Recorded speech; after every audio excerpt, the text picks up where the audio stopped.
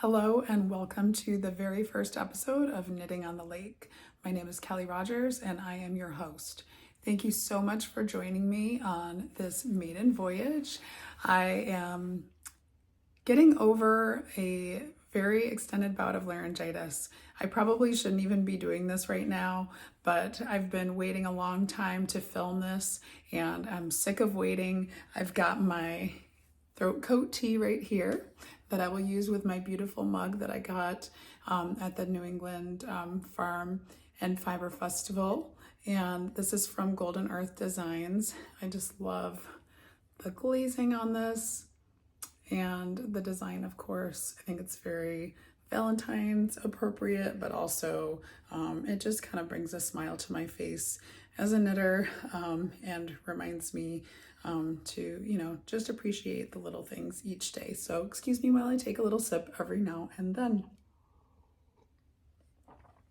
My intent with this podcast is honestly not to have it be very slickly produced or highly edited. I am kind of anticipating I may need to do some editing with this video just because some throat clearing, coughing, etc. might be necessary in order for me to make it through. And in terms of timing, I am estimating that our episodes will end up being around a half an hour, but I do have a tendency to get chatty when I'm talking about something that I'm really passionate about. So we'll see. Hopefully we don't go too over, but I do have a particular topic that I would like to discuss today.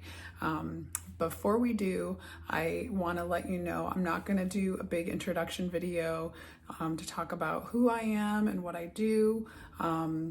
You can find me on Instagram. My handle is Knitting on the Lake, so same as the name of this podcast and YouTube channel.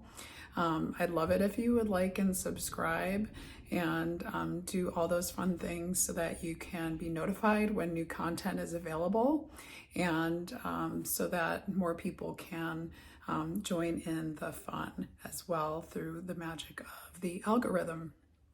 See, I'm already starting to lose it a little bit. More tea, please.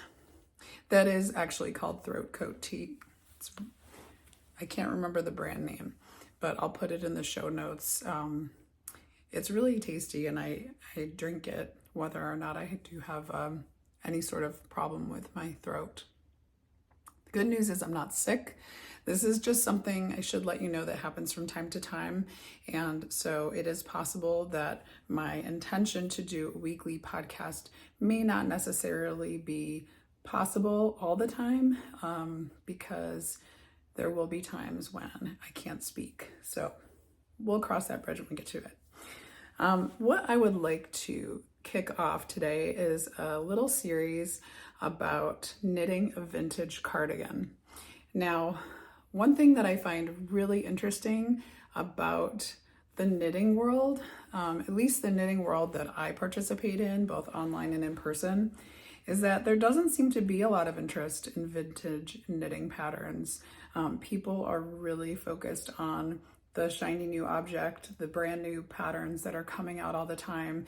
There's always a lot of excitement, especially with the top designers, for the new patterns and making what is kind of new and trendy. Not even necessarily trendy, just kind of new and hot off the presses.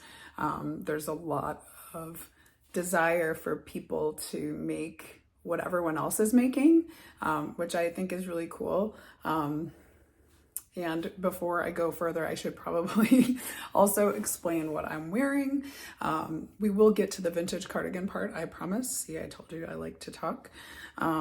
So this is the Melange sweater by Petite Knit, and I just finished it a few days ago. It came off the blocking mats just about a day ago, and I'm really excited about how it turned out.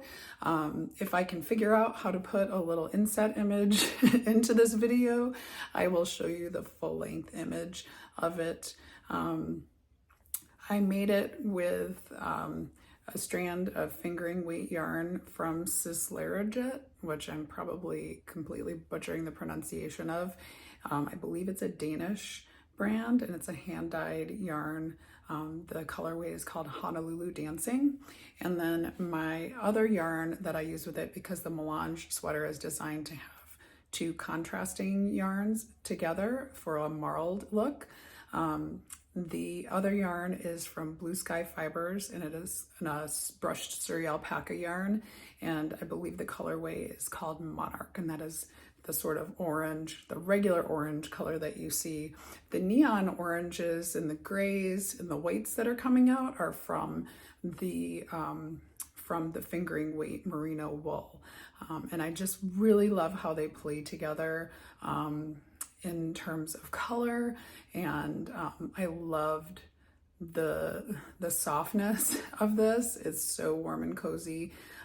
We are going on a ski trip this weekend, and I can't. Okay, already there's some sort of problem. My video spontaneously stopped. I have no idea why it did that. So I am gonna already need to splice a couple of pieces of video together. But I thought I did pretty well up until then. I didn't really have any super long tangents or hiccups or coughs or anything like that. I was just about to get into the meat of this, which is vintage knitting patterns. So I have a pretty big stack of magazines, pattern books, and all sorts of vintage patterns from my late grandmother, which I inherited from her when she passed away. And still today, I was the only knitter remaining in the family, so I sort of had first dibs on what she had in her very, very, very packed yarn room. And unfortunately at that time, I had only been knitting probably for less than a year. And so what I ended up taking is surely not what I would have ended up taking if I had gone and done that today. About, I don't know, 20 something years later. But I have what I have, and I haven't knit a lot from these patterns. I've definitely made a couple of baby blankets or a baby sweater here and there in my earlier days of knitting. I look at these a lot. I would say at least once a year I'm pulling them out and just looking at them. I think there's a little bit of nostalgia attached to them, but I'm not actively looking at them necessarily to knit something.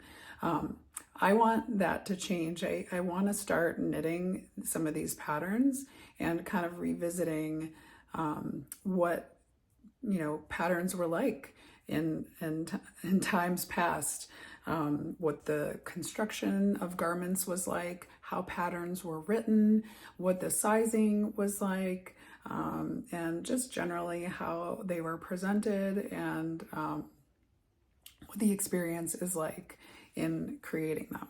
Okay, time for a drink. So I went through all these magazines and I came upon this one, which is McCall's Needlework, or actually it's called Stitchery Series, Volume 8, Winter Warm-Ups to Knit and Crochet. You can excuse my two nails that fell off. My poor nails. They're on a little bit of a journey. My other ones look really nice, and then I have two that just fell off and are in recovery. Okay, so this magazine is actually from almost right around the time when I was born. It's slightly older than me. And I found this pattern in its pages. I hope you can see it without too much glare.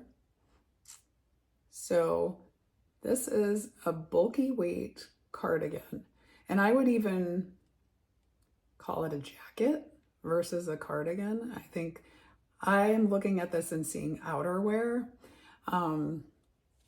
And what I was intrigued about with this is the construction method. So it is made sideways, which it won't be my first sideways construction of a garment. I have made a sideways sweater before, but this one is a little bit different in that more than just the body is knit sideways. The entire sweater is knit from one end to the other, meaning you cast on at the right, I believe, at the right cuff of the sweater. You knit in the round, the sleeve, then you switch to flat knitting and you go from the bottom hem of the front right to the bottom hem of the back right, and you go back and forth and back and forth and back and forth and back and forth, and you do this color work flat. And then when you work your way over to the other sleeve, then you go back to working in the round until you get to the end of the left sleeve cuff. I think that's kind of interesting. You can probably see that the yarn weight is a little bit chunky. So we have a bulky weight yarn. So I figure if this is a complete disaster, at least it won't take a million hours of my life to realize it. So one of the things that struck me immediately about this, aside from just the look of the cardigan, which I really think is pretty, the pattern is just about 1 page long. So we have most of the directions on this facing page with the color work charts. This one's for the sleeve. This one is for the body along the inside edge here. It does continue on the next page very briefly for like 1 paragraph. Yeah, it's a fraction of the next page. So, I mean, that alone, before you even read the pattern, is in stark contrast to the patterns that we see today, published by both independent designers and knitting publications and yarn companies. Patterns these days, I feel, are much more detailed. They provide a lot more imagery. They hold your hand a little bit, especially the ones that are tailored toward the American audience, which honestly a lot of them are, because we have a very big market here. So I think it's going to be really interesting to see, because these magazines were really targeted toward a mass audience. These weren't, intended for like the most expert knitters. And granted, probably a lot more, like a higher percentage of the population was knitting back in these days, more just as a matter of course. It was just something that was done. You knitted, you sewed, you cooked, you cleaned, if you're a woman especially. I'm not going to get into all of that. So anyway, the degree of detail, the level of detail here, and the hand holding is obviously a little bit different. The other thing that is very, very different that you see right away, and hopefully I'll be able to reverse this so that you can read this, but the sizing right here, there's 3 sizes. They call it small, medium, and large. And honestly, that's even more sizes than some of the other garments in this magazine. There are some that only have 1 size. So if you're not that size, then I guess you're out of luck, or you have to figure out how to modify it yourself. Personally, and sizing was a little different back in the 1970s. Cough, cough. I'm probably going to knit a large, and I don't think it's going to be that oversized. And large is definitely not the size that I am accustomed to knitting. From a petite knit standpoint, my typical size would be a small. And a lot of these styles now are oversized. This is you know, I wouldn't call this fitted. I wouldn't call this oversized. It's kind of like has a little bit of ease, but it doesn't, of course, give you really any options unless you are adventurous and want to try to change it. So my plan is to knit a size large for this. In terms of yarn, this is one of the rare knitting patterns that's not of this era, that is not calling for an acrylic or otherwise synthetic yarn. Time for tea.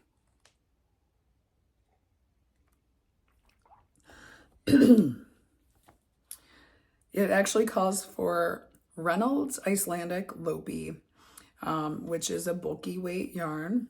And of course, we're very familiar with Lopi yarns. They're still around today. And I happened to have a pretty sizable stash of this type of yarn. I have absolutely no idea when I got it.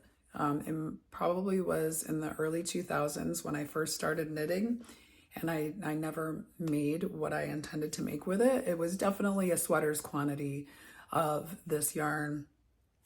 It's the Lamb's Pride bulky, which is 85% wool and 15% mohair. And this is in the color M68, which is Pine Tree. So it's sort of like a green or a teal color. It's really pretty. It's totally in my wheelhouse for my favorite colors and the colors that I like to knit with the most. But I don't want a whole sweater of this design out of that teal color. So my thinking is that maybe I could use this color for some of the color work, maybe the darker color of the color work. So I found a main color, and I did want to kind of stick with a neutral for the main color. And I found that Lamb's Pride actually has a really good selection of colors, including more natural colors. This is called oatmeal, which is exactly how I would describe it. It has a little bit of a heathered look to it. Hopefully you can see it okay, and it's not too blurry. So that as the main color. And then I thought it was only a 3-color design. So I bought this lighter, you know, it's almost going toward a gray, but it's intended to be like a tone on tone with that teal green that I had in my stash. So I placed my order. I thought that this was my palette, and when I reread the pattern, I realized there were actually 4 colors in this sweater, not 3. Now, the other color I don't think is used too much. And honestly, do you see more than 3 colors? I mean, it's really, really hard to see. So apparently this part of the color work, and then the button band and the bottom hem have a little bit of this 4th color in it. I happen to have also an inexplicable smaller stash of purple Lopi yarn. And believe it or not, it's actually Reynolds Lopi yarn, probably dating back to about 2003 or 2004 is when I bought this. So this is over 20 years old in my stash.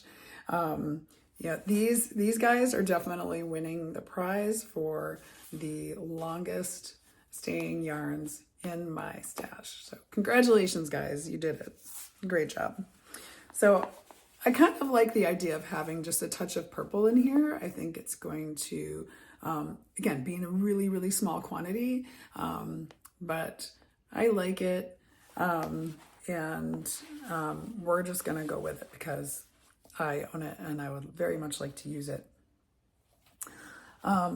One thing I'm gonna try to make this as much as possible to the letter of the pattern and not make any modifications and not make changes to see how it comes out and what it looks like, and how the construction is fitting a more contemporary body. But there is one thing that I really need to change, which is the way that the button band and the bottom hem are made, because I am not a crocheter. And I really don't want to learn in order to be able to do this, because I could just as easily pick up and knit these things. And I actually think it will look a little bit better. And it'll be a lot less of a headache. So I'm just going to do that. I'm not exactly sure if I'll use multiple colors in that, or maybe, you know, I'll do like a contrasting edge. You know, normally I'd call that the cast on, but that is not the cast on edge in this case. So we will see. And that'll be, anyway, the last thing that that I do on this. So I have swatched.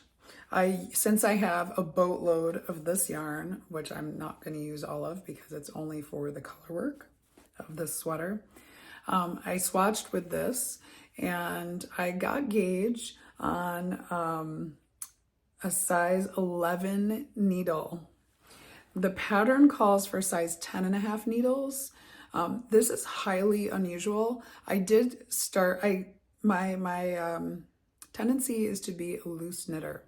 So right out of the gate, when I am swatching for a pattern, I am already going down a needle size before I even think about it. And so I did that in this case. It called for a 10.5. I swatched with a 10, and I could tell after a few rows that I was not even in the right ballpark.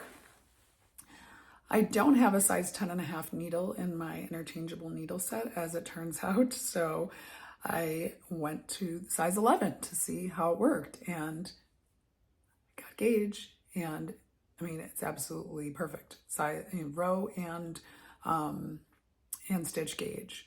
So this is definitely the right size needle. Size 11, holy cow. I mean, this sweater, you know, as long as it goes smoothly, it should fly off the needles. I mean, I definitely am not so sure about the flat color work. I mean, I think this color work is not super complicated, and it is just 2 colors at any given point. So I guess I shouldn't worry too much about it, and maybe it'll be a good experience to learn how to do flat color work. The other thing I'll need to figure out is buttons.